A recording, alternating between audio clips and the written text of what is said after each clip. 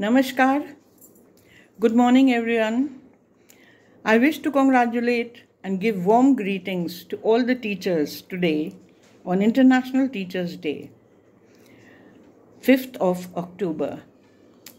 I want to reach out especially to the teachers, applauding them for the work they have done till today, because of which the world is where it is, successful, elevated, and it is so powerful today.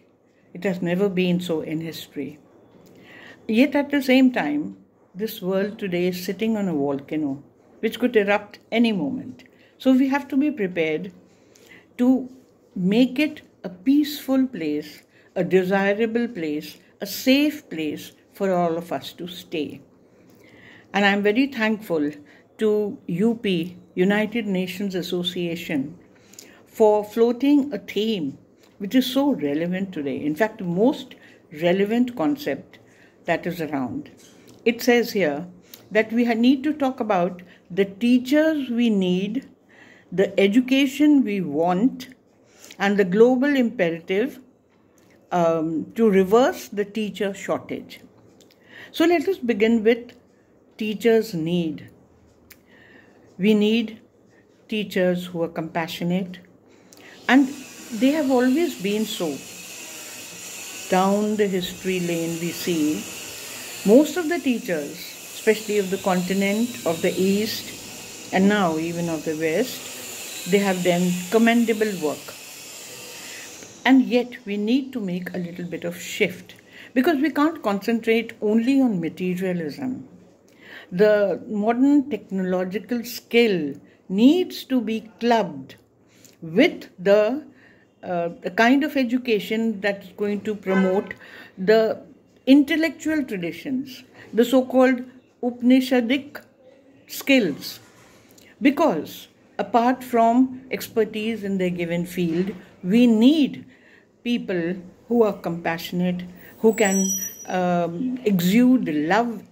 The exuberance from their personality should be of faith, not of fear, of companionship, not of competition, and that the teachers are able to provide to the youth. The youth can be reached at the heart only by the teacher. So far we have dealt with the youth, we have improved their skills, they have become better administrators and educators and politicians and warriors, and in whichever field they have been, they have excelled. But now we need to make our students, the youngsters, convert them, in fact, into noble human beings. Human values are very important and they are lacking in the modern world. So we need to focus on that. So our education system needs to focus on that. I've been asked to give my experiences.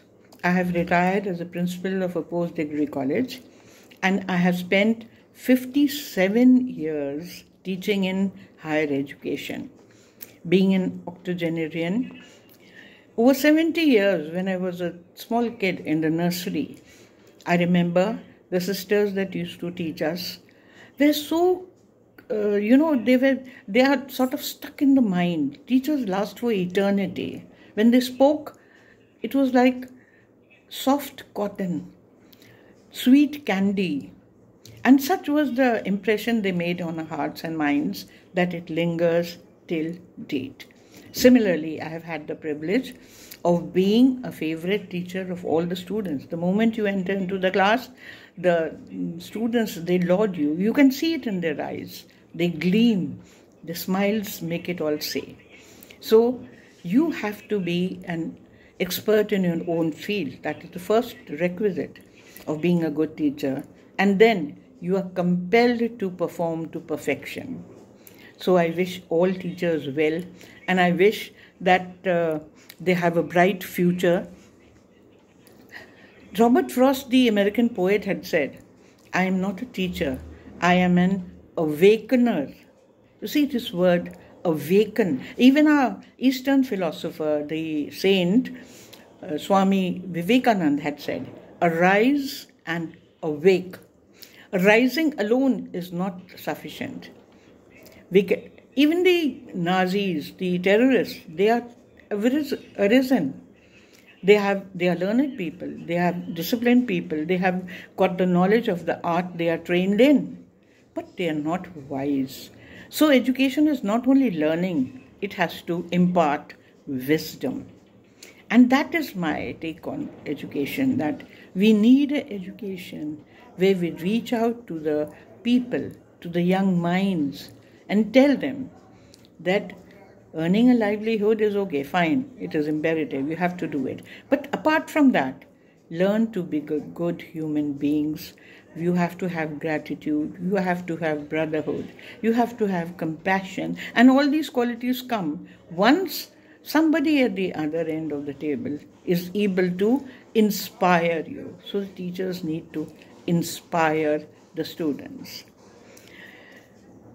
Having said that, I would like to make an appeal to the community, whoever is in charge of appointing teachers or taking care of them, that they should see to it that the new generation who will convert into teachers a few years later need to be trained. We have to train them.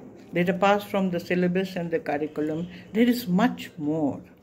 The education system needs to be holistic, all comprehensive. All aspects of humanity, the need of the day needs to be discussed, and the teacher should be able to impress upon the student that this is what they need to do. I tell you, the students are so receptive, they are so loving. It only needs a teacher to inspire them. They are like, we have got a bunch of live wire. It only needs to be grounded. So let us move ahead.